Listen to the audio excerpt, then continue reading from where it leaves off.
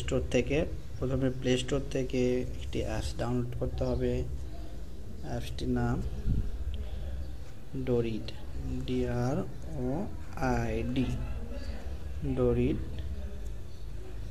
VPN লিখে search দিলে চলে আসবে। তো দেখতে পাচ্ছেন ডোরিড VPN অলরেডি ইনস্টল করা আছে। তো আপডেট করতে বলছে।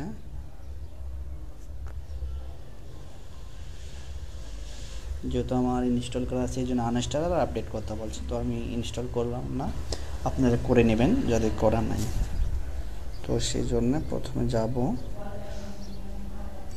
ইনস্টল করার পর ভিপিএনটি ওপেন করব। এখানে লেখা আছে save my log in details আর রেজিস্টার এ নিউ অ্যাকাউন্ট। এখানে রেজিস্টার করব। এখানে আপনি লিঙ্কে যাবেন, যাওয়ার পর রেজিস্ট্রেশন করবেন।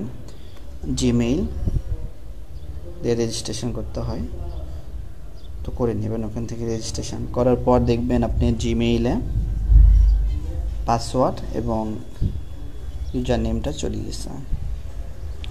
তো তারপর যেটা করতে হবে, এখানে দেখতে পাচ্ছেন এন্টার ইউর ইমেল আর এন্টার পাসওয়ার্ড। জিমেইল দিয়ে খুললেন, জিমেইল দেখবেন ওখানে আপনার পাসওয়ার্ড চলে গেছে, আর আপনাদের ইমেলটা এখানে যে ইমেল দিয়ে অ্যাকাউন্ট করছেন সেই ইমেলটা দেবেন।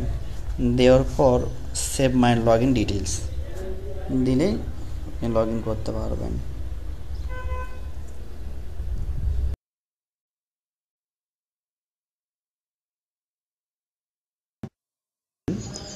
করার পর ভিপিএনটি ওপেন করবেন।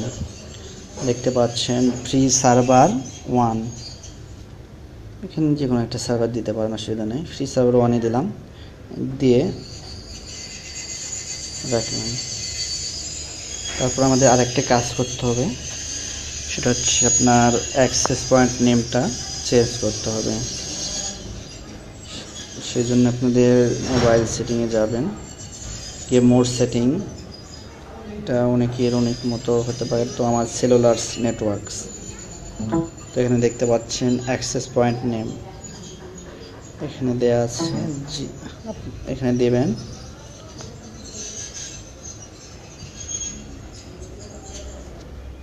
এখানে আপনাদের নাম দিতে পারেন, অসুবিধা নাই। আর APN GPMMS, APN tribe default, তো যা আছে সব ঠিক করবেন, এগুলো সব ঠিক থাকবে। কাজ হচ্ছে আপনার অ্যাক্সেস পয়েন্টটা এটা সিলেক্ট করে রাখবেন, যেটা GPMMS তৈরি করা। তারপর যা করতে হবে, আবার আসে VPN-এ,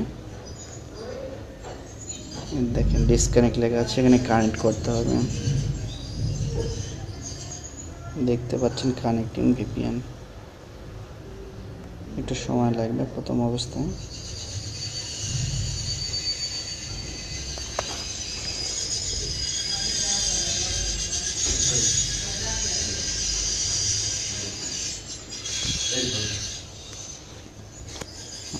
কেন জানি সময় লাগছে, ঠিক বুঝতেছি না।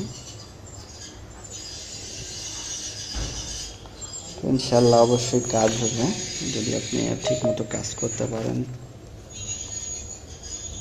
আর যদি বুঝতে কোনো অসুবিধা হয়, অবশ্যই দেখতে পাচ্ছেন কানেক্ট হয়ে গেছে।